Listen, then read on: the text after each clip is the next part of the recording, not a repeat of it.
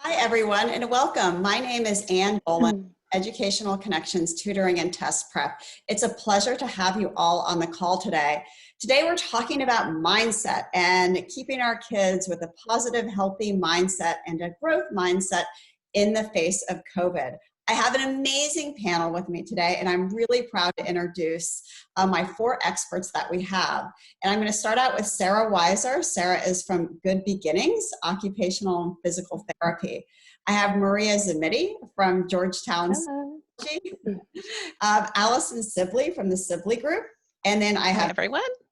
Steve Harner from Greater Washington Child and Family Associates. So it's so good to see you all. And before we get started on our topic, I'd love for you to introduce yourself. Just take about 20-30 seconds. Tell us a little bit about yourself and your practice. Sarah, I'll start with you. Sure. We do occupational and physical therapy for children. We see kids from infants up through, mid-teens typically, but our majority are those toddler ages up through about 7 or 8. And of course, like everyone else, we've moved to a lot of telehealth. So we are doing that with a lot of great success, which has been nice. Awesome.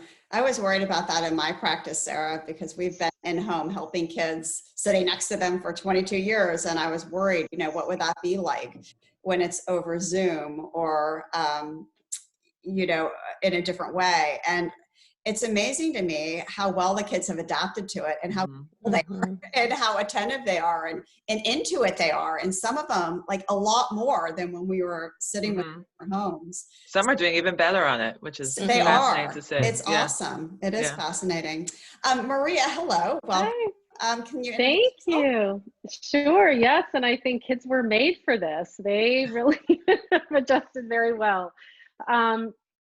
I own Georgetown Psychology, and we have offices in McLean, Bethesda, and Georgetown, although we are 100% telehealth now, which has been a pretty seamless transition.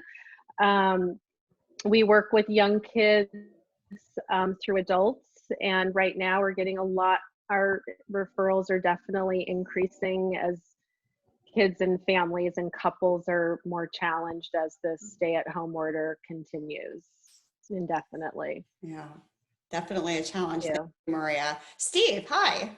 Hey, Ann, how are you? Great. Thanks for having me. I am happy to be a part of Child and Family Associates of Greater Washington. We are much more of what I call a strength-based and a skill-building type of practice. We do individual, family, group, more cognitive behavioral psychotherapy or integrative psychotherapy. And we also provide assessment and evaluation.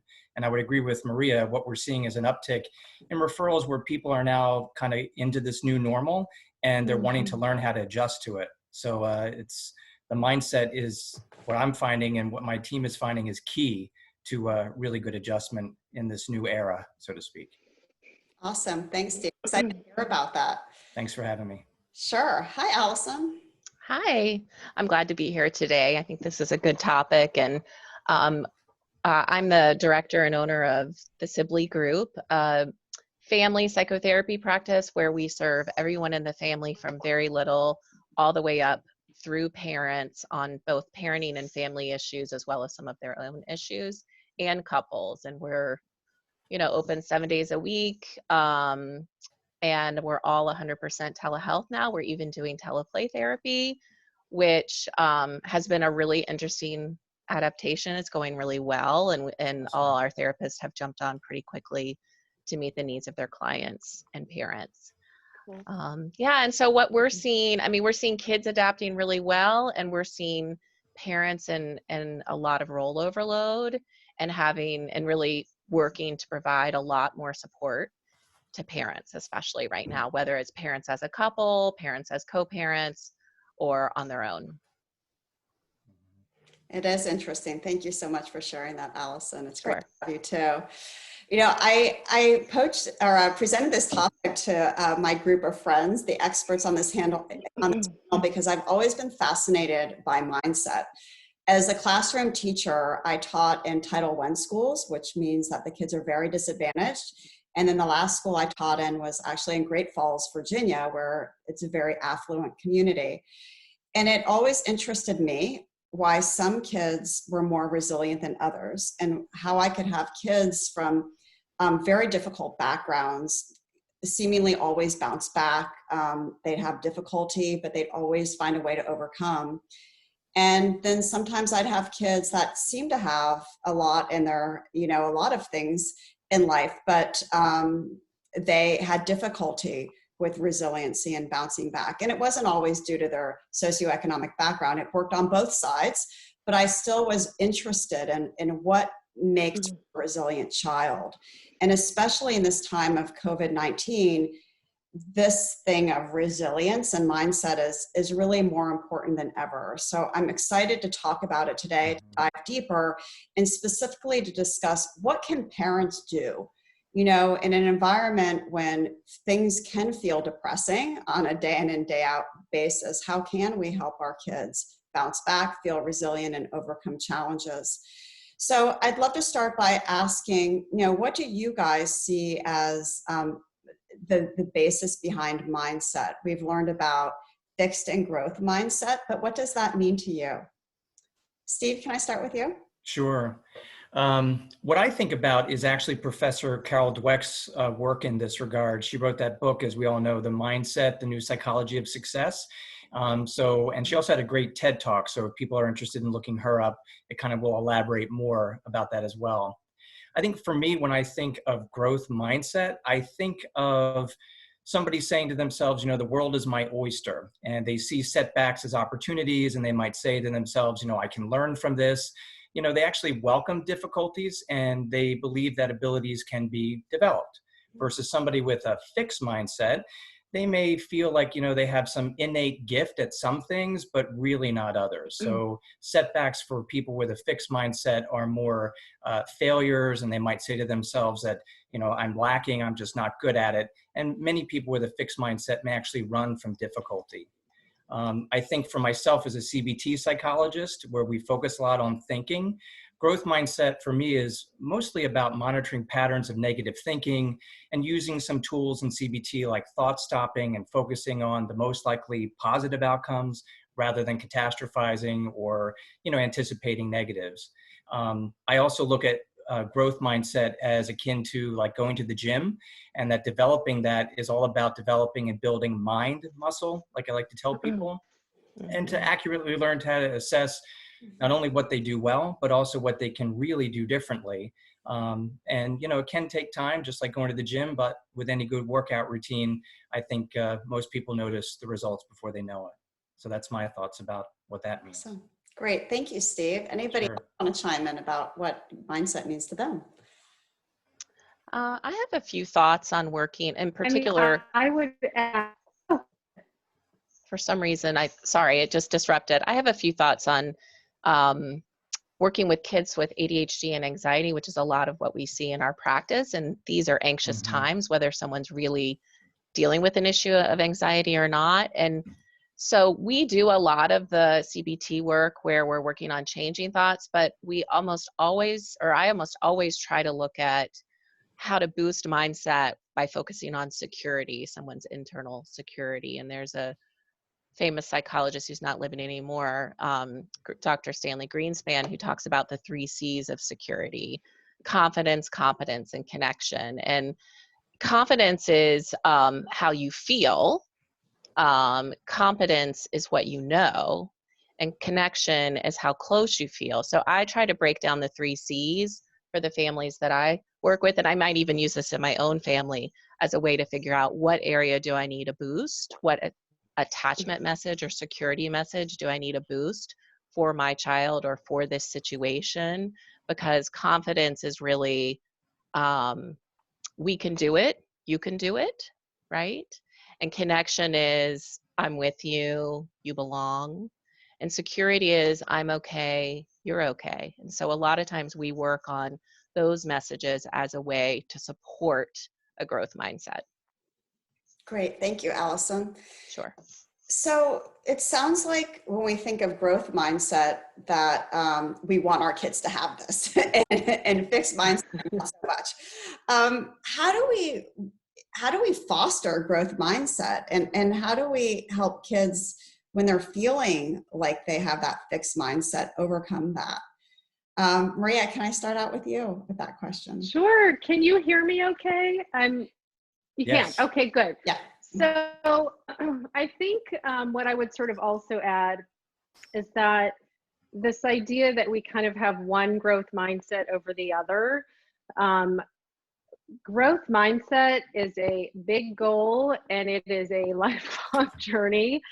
And it is not just something to foster in our children. It is something I have to work on. I mean, even in thinking about doing this conversation today, it made me really pay attention to my own mindset and my kids' mindset. And so I think this is something that different mindsets are triggered by different events, and that this really is a lifelong journey. And as with so many things, I feel like a broken record when I say this in every webinar I do, but it really starts with us as parents, really checking into our own mindset and what we can do to really be able to model a growth mindset for our kids. You know, we are at some level born with different temperamental traits that, you know, might make us more naturally inclined to one mindset or another, but this is something that can be learned and cultivated. And it's not just effort, you know, praising effort for effort's sake, but really encouraging and praising effort in ourselves and our kids for improvement and progress. And that really even includes asking people for help, getting tutors for our kids. I do a lot of evaluations of kids, and I can see it so clearly when I present math to kids. And you have, there's like these two sets of kids, the kids that absolutely just, it's too hard.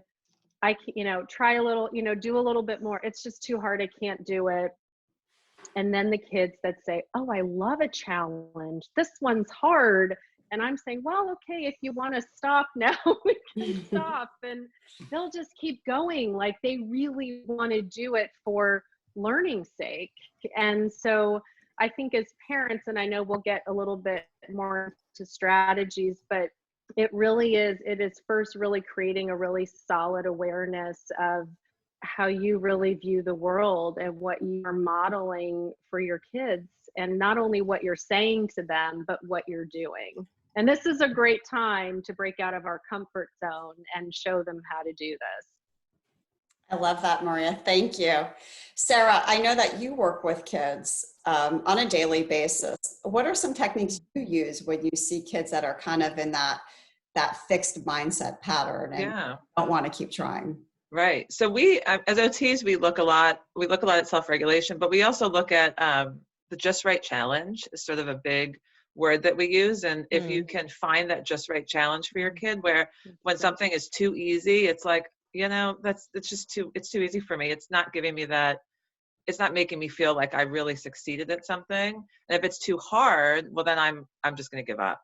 But if I can find that just right challenge and that just right spot in the middle where it was a little challenging, but I was able to succeed at it, then it gives that confidence to continue and try that again in the next time. You know, so we really kind of look at that just right challenge piece with the kids. I love that. That's so easy to share with our kids, ask them, you know, their level of challenge. That's awesome. Right. Thank you, Sarah. What are some techniques that the rest of you use? Steve, how about you when you want to improve mindset in the students you work with? How does that work? So I think what I'm a big proponent of in CBT world is what's known as cognitive. Steve, can you talk about that, what that means first? Sure. So CBT is cognitive behavioral therapy. And all that means is that in CBT, or cognitive behavioral therapy, we take a look at how thinking influences feeling and behavior. And a lot of times the way we get stuck in thinking can be rigid, it can be negative, and we might not really have a lot of real evidence to support the negative thoughts that we have. So in CBT terms, sometimes helping somebody with a fixed negative mindset is focusing with them on how to look for alternative ways of thinking that are more likely than the negative one. And so I call this like a cognitive reframing. So sometimes many people will how do I say this, tie into this phrase of what are the most likely positive outcomes rather than anticipating the negatives. And so a lot of times it's just shifting in that negative thinking is also very helpful to, help kids build a bridge and get out of some of the fixed negative mindset, and also to look at challenges as opportunities and not crises. Yeah, that's a great point. Opportunities for sure. Allison, how do you help kids in your practice?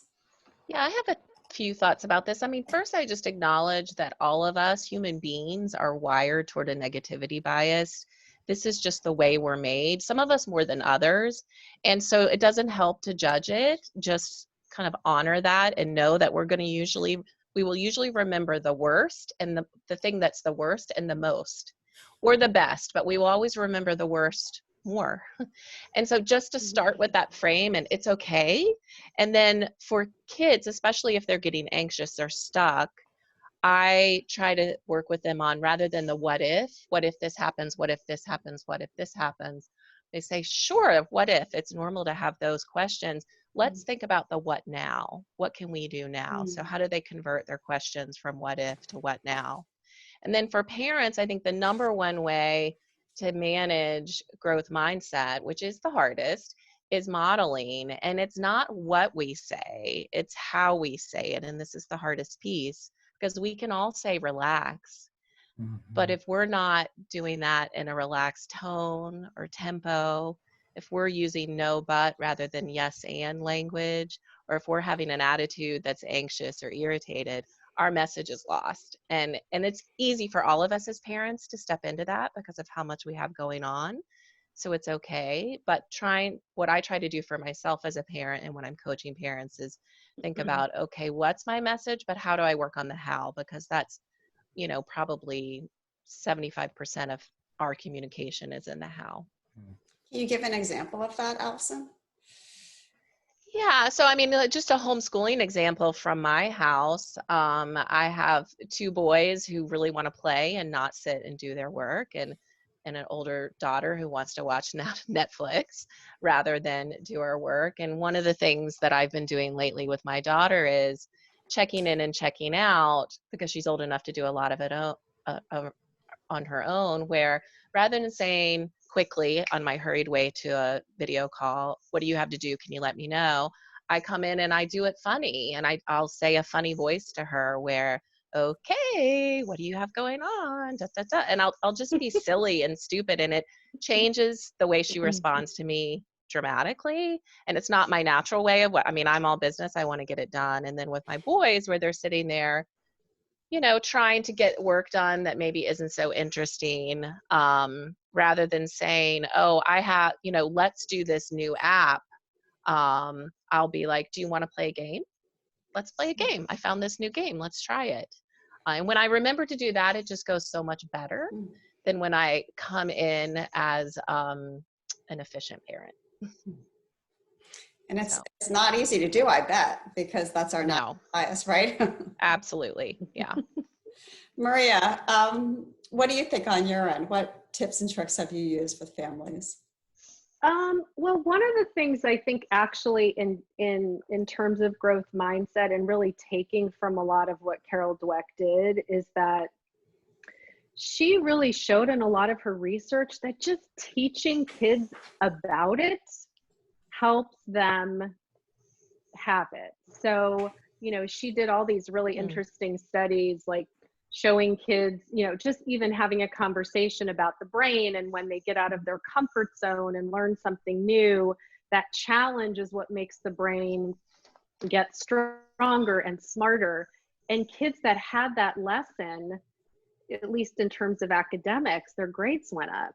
The kids that didn't have that lesson in this particular group, the grades continued to go down. So whether we use it in terms of the academic piece or, right now, I think kids, at least in my house, also in focusing on growth mindset and other things that aren't about school at all. I didn't realize my kids sort of forgot how to ride bikes. And getting on bikes for the first time because they've been, in the shed for God knows how long. it's like, okay, not wanting to do it. This is too scary. It's too hard. I can't ride a bike. I'm not doing it again. And really just tapping into that part of them that's like, remember what it was like when you did this before. It was, I mean, I was wobbly on it even, you know, it's like, okay, let's do it a little bit today and let's do it again. We're going to practice again and get better at it. And then before you know it, we're going to be writing. And that's kind of what's happening right now. And I'm doing it with young and older kids. So I think even showing things that you're doing yourself. I mean, I've always said to my kids, I'm not a yoga person. I'm not a runner. I can't do that. I wasn't made for that. You know, my kids call me the Tin Man when it comes to yoga. It's sort of a joke. I've decided that I'm going to show them and myself that that is not all of who I am, that I can get better at it. I can practice it. So here we go. We're doing some yoga and just even doing things with your kids, you know, like there's these really fun hip hop dance classes your kids might like, and you might feel silly doing, but doing it with them and practicing it with them. And I'm really looking at, I think a really nice thing would be during this time to really challenge everyone in the family to find something that they have a fixed mindset about and figure out how they can practice that. So for me, it might be yoga. For somebody else, it would be something else. And let's do it for 2 weeks and see where we are. And let's come back and talk about it. We have lots of time to do these things. So it's no time like the present. I love that, Maria. I mean, that feels like a practical thing to do with our kids. Thanks for sharing that. Sarah, I'm wondering if you can talk a little bit about the ways that we praise our kids, because we can praise our kids by saying things like, wow, you're really smart. That's why you got a good grade. Or, oh, I can tell that you worked hard on that. What's the best way to praise, and how do you actually do that as a parent? Yeah, so I mean, each kid is so different, right? And how they accept praise and what kind of praise to give them. But I think when we go up, to remember to identify what it is that you're praising them for, you know, so it's not good job or I like how you did that, but wow, you really were able to get your shoes on before your sister even walked into the room, you know, we're ready to go out or whatever it is, you know, that you're praising about, but acknowledging what it was that they did, so they realized that they succeeded at that task, you know, and sort of made you feel good about what they did. I like that, to think about what we're praising them about. Anybody else have thoughts on praise? I wanted to build on what Maria had said and what Sarah was just mentioning, that I think Dr. Dweck looks at this as what she calls as wise praise, that it's not necessarily about praising intelligence or talent, but it's the effort that it took to get there. So it's like I mentioned in a previous webinar about, you know, observing the observable and just noticing things. And part of that process is just being attuned to kind of what's in front of you and don't necessarily worry about the outcome. And it struck me as Maria was talking, isn't it interesting how the A culture of academics, like to get the A, that's not what many people are focused on now anymore. So great.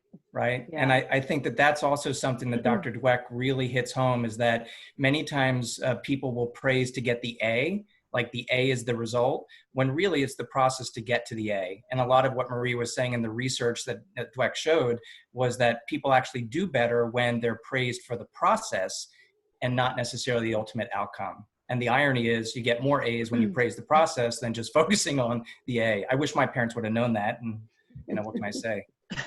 Let's just blame everything on our parents. You know what they say, if it's not one thing, it's your mother. Sorry. I love it, Steve. Just kidding.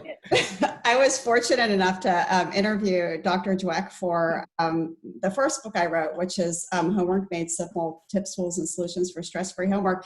And I thought I would share with you a study that she asked me to put in the book, because she said it was reflective of, you know, how praise can be meaningful to kids to do with it, to really go one way or the other. So the study was, she did one of the initial studies she did was with 400 fifth graders, and she randomly divided them into 2 groups. And she gave all the kids a really easy nonverbal IQ test that they could all do really well on. And as they were working on the test and after the test, to one group, they were praised for their intelligence and they were told, you must be really smart at this. And the other group was praised for their effort and they were told things like, oh, I can tell you worked really hard. You must have really worked hard to get this done. And then later in the session, she gave both groups of kids a choice. And she said, you could take a much more difficult test, or you can take another easy test.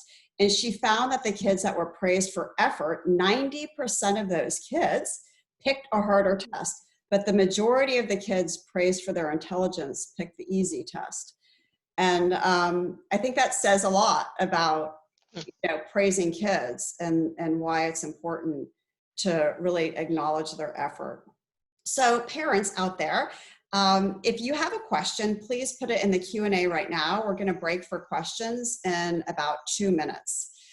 Not in the chat, but in the Q&A, if you don't mind. And we're happy to answer your questions. So any other final thoughts before we break for questions from Steve, Maria, Allison, or Sarah? I think it's important to remember that, flexibility is important and self-regulation is important, so thinking about your environment, what your kids are doing. If they're sitting in front of the screen all day, and then right after they've done the screen and they've done their homework, it might not be a great time to start something challenging, because they're just not regulated at that point. They've been sitting in front of a screen doing work. And so maybe it's time to get outside or move or, take deep breaths or chew on some gum or whatever it is that's going to regulate them and help them to get to that next thing that you're asking them to do. Yeah, I would add that I think, some kids are going to need more encouragement around this than others. Some kids, particularly, if we just even likened it to the academic piece with learning challenges, they may be more leery of some of this. But, I think at the end of the day, we can all get better at things. And we know that even if you have dyslexia, you get better at reading by reading more and more with help, with support, with strategies. And so I think it's just a really important message to give all of our kids, but to be able to support kids where it may not come as naturally to them. Yeah, and I think I would also add that, I think some of the bigger people, Dan Siegel of Whole Brain Child, Julian John Gottman of Emotion Coaching, would say one of the primary tools of regulation is knowing the feelings and giving those feelings airtime, time and space in order to then know what to do about it. So that starts with us being able to do that and then being able to teach our children that. And I think mindset is the same. We have, in order to pay attention to our mind, we have to be relatively regulated. And so a tool is knowing the feeling, giving it time and attention so you can give it the right attention. Great. Or the right strategy. I think Sure. Go ahead, Steve. My only quick thing about this is I think of, put the mask on, but a different mask. It's like when we travel on planes, the first thing they tell us to do is to put the mask on ourselves and then take care of the person next to you, as I've mentioned before. And I think when I think of mindset, I also think of mindfulness, and I think of my own internal self-talk, and that we want so much for our kids. We want them to be able to benefit from a shift in mindset, but it usually has to start with us. We've talked about modeling here so far, and to be honest, it's easier said than done. Even as a practicing psychologist, my kids would tell you a story or two, and sometimes I just gotta leave the house. I just gotta go for a little walk, and that's me putting the oxygen back on myself, reframing, pressing pause, and being gentle with the self-talk, because that can be very negative. And yeah, we're focused on our kids' growth mindset. I think it also can pertain to us as well. Yeah, for sure. Thanks, Steve. All right, so let's get to some questions. One parent says, what about the child who is uncomfortable with a calm and peaceful tone? And when you talk like that, they get upset. Have you all had that experience? Allison? Yeah, I've had this a lot because I started my career in play therapy. So working with small children in a sort of reflective play process where I'm often mirroring back what they're saying. And a lot of times, and this happens more, I think it happens more between parent and child than it does really between therapist and child, for a few reasons. They're used to us being a certain way. And when we start changing our tone or trying to, try a strategy on them, they're very intuitive. But I think sometimes when that happens, a strategy would be to kind of go back to using more nonverbal mirroring rather than words. So maybe lower it, soften it, pull back, use fewer words, to give them a little bit more space. Because if they're reacting like, I don't like it when you talk that way, they're communicating with us. For some reason, that's not matching their experience right now, or maybe it's just not working for them in the moment. And we've all had that when your partner comes and says, why don't you just relax? And you're like, I don't want to relax. I'm not upset, right. But that maybe now I am, or maybe I was, and I wasn't ready to acknowledge it, or I wasn't ready to do something about it. And I certainly don't want you pointing it out, right? I think kids can feel the same. So I would suggest a few tips. There's use fewer words, pull back in your tone, soften, go a little more silent in that moment, and then come back to it when they're less upset. Thank you, Allison. Steve, Sure. This parent has a question specifically for you.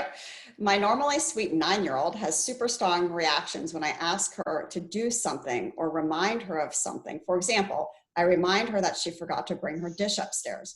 She'll respond with negative comments and insults because I think she feels like I really insulted her.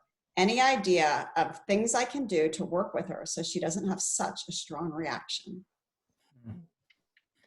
I mean, what I would say right off the bat, that's quite common, right? And I think part of how to shift to a growth mindset, it takes some practice, and it takes, I always say to parents, you're your kid's expert. No one knows your kid better than you do, but who else has studied us as closely as our kids? So they become our experts. So sometimes there might be an opportunity for us to pause and try to understand, what's the real message to me? Is there an opportunity for me to change my tactic, my approach, right? So it might be that you might just have to just be in that moment, but then find other opportunities later, how you can catch her doing that next ordinary thing well, rather than, let that be a battle in and of itself. But it's a quite common thing where it's a difficult parent challenge, but it may not be that in that moment you can do much other than observe it, move on from it, but then find another opportunity later how you can observe the observable about what she did well, rather than maybe she feels lectured to. I mean, that's what my kids would tell you about me. So Sarah and Maria. Could I add something to that? Sure. I was just going to add a little something to that, because I totally get that. I think, yeah, we do drive them nuts when we are trying to remind them of things. I think sometimes it's about a skill that they don't have yet. And so when we look at what they're struggling with, we want to help them build that skill.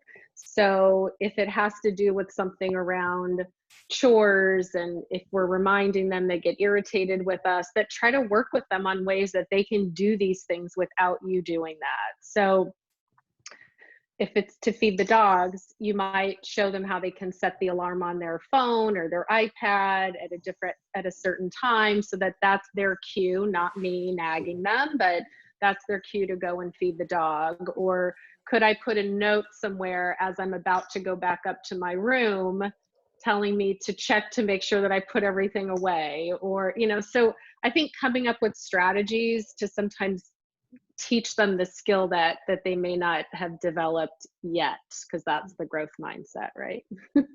For sure. Yes. Thanks, Maria. Yeah.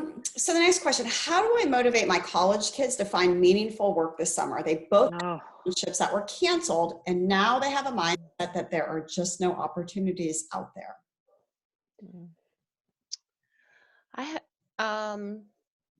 have one example. I'm not sure if it answers the question wholly, but I've been working with a couple rising college students, but and we were really trying to think about, well, what do you do when now you have time to do? What's your list of things that you've always been wanting to do and never had time to do? And I think some of these kids have not had that because they've been really busy and they haven't even had time to think about that. But just spending some time sourcing for interest and ideas. And I know one idea that I was talking to someone about this week who started a little side business.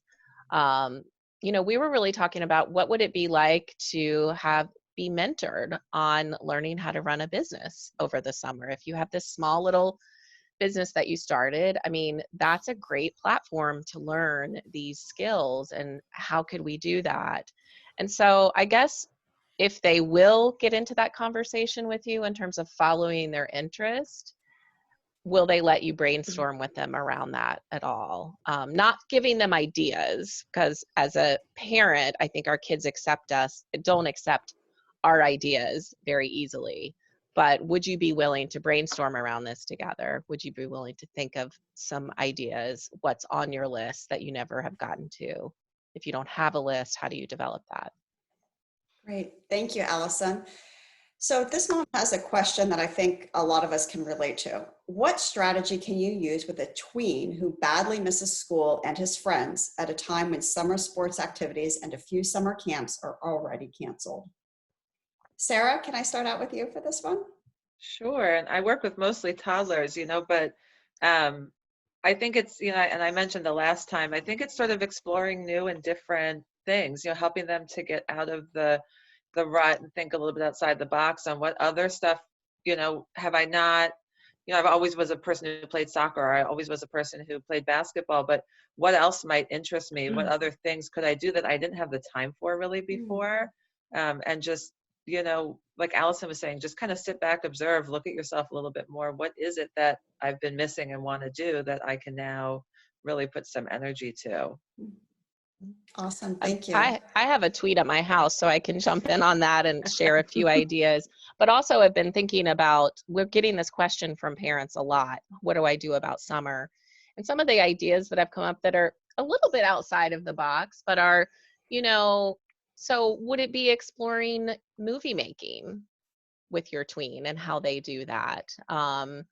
One idea that we've done at my house, which I think easily could be done on cardboard, is creating murals on cardboard with spray paint or something that feels like different and new.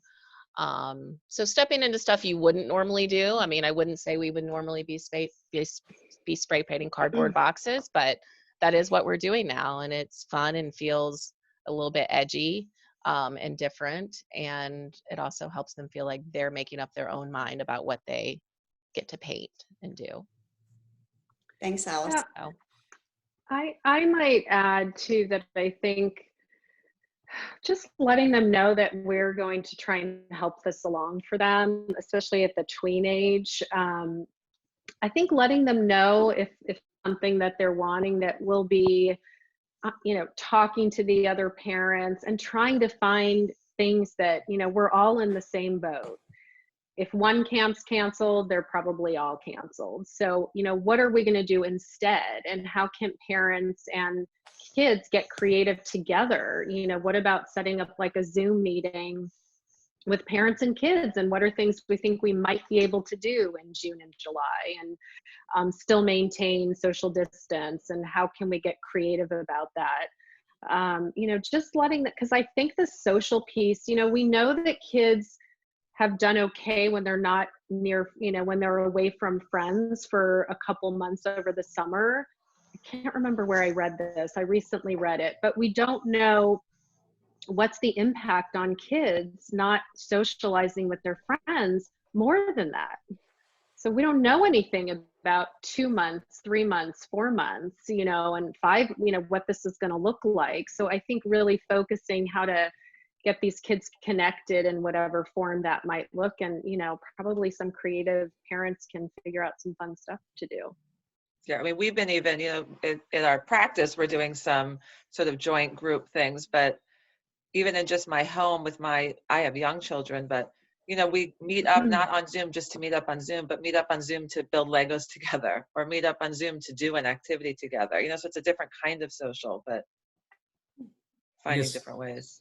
Part of my reaction to this is that some of this question may also have underneath it some grief that's going on, and that part of dealing with any grief is just opening up to reminisce. And so on a couple family walks that we've had, we're passing a soccer field. Oh, remember that time you played that game? And before you know it, we're talking about all these different goals that were had. So I also think just keep them talking. We might not be able to find any real solution for them, but I think it's wonderful that they're bringing it up. So. Thank you, Steve. Really quick, just a couple more questions. What strategies would you recommend to encourage kids to get off their electronics and switch gears to more active things? I mean, make it fun, like Allison was saying, like, be silly, come up with some, I mean, you can do it structured in your day, which could be nice, or think of times that would be better to approach that, getting up and moving and going and doing things. But go take that bike out of the shed, like Marie was saying, and try that bike ride, or, come up with new and fun things to do outside. One thing we've been doing with, and I range from tween to middle childhood or early childhood, I've been allowing more independence, more freedom in the midst of this confinement with my kids, because I think it just feels better. And in part we can. I mean, we live in the city where our streets we're not full of traffic right now. So riding in the neighborhood with a little more freedom, appropriately masked and distance, is a lot more allowable than it used to be now. And my son, walking down the street, my youngest, to drop something off that normally I wouldn't have had him do, is something that he can do more now and feels good. And it's motivating to get off the screen. And then we also really structure our screen time. I think if you can structure it to certain hours, at least it's hard to get there, but it becomes more a norm rather than having to fight it at every minute of the day. Great. Thank you, Allison. Good point. I like the schedule behind it as best we can. One last question. How do you teach empathy? How do you help kids build empathy for each other? And we just have about 1 minute left. So if one person wants to take this, that would be great. I mean, I'm happy to, but I don't want to jump over. That's fine. Yeah, I mean, I was thinking about this and dealing with disappointment with some of my kids that are super disappointed and have talking with me about this week. I mean, I think we have to really honor the feeling first, no matter what feeling it is, in ourselves, to then be able to feel what other people are feeling. Because sometimes when we're too filled up, it's hard to take in what other people are feeling. So as parents, it's easy for us to jump in and correct, because we want to teach great pro-social behavior. But I do think if a child is feeling upset about having hurt someone, or they're having a reaction about someone being really upset, it's to say, wow, that must be hard for you. I know you're upset. Gosh, and this sibling or this brother over here is feeling hurt because his eye got hit. This is an example in my house last night. Gosh, that must be hard. So we model the words of both parties who are involved in the interaction, the feelings, so that there's room for both. And then we might just show them and give them some words like, oh, I'm going to give you comfort here because you're really sad about that. And oh, that must have hurt your eye. So I think part of it is we give empathy first to all parties involved as an example. Is the short answer. Yeah. Great. Thank you, Allison. We have so many amazing questions, and I just didn't get to everything. If you posted a question, but you didn't get an answer, please cut and paste and email me your question, Ann, A-N-N, at ectutoring.com, and I will send it out to the person on the panel that's probably best able to answer it, and we're happy to help. So I apologize for not getting to everything, but it was great to see you all today. See our panelists. Thank you, all our panelists, for being on the call today. And we have another webinar next Wednesday on homeschooling your child while working from home. I hope you'd have found this to be helpful, and we will be sending out a link today with a recording of this webinar along with some resources for you. Thank you so much and have a great day. Bye-bye. Thank you. Thank you. Bye-bye. Bye-bye.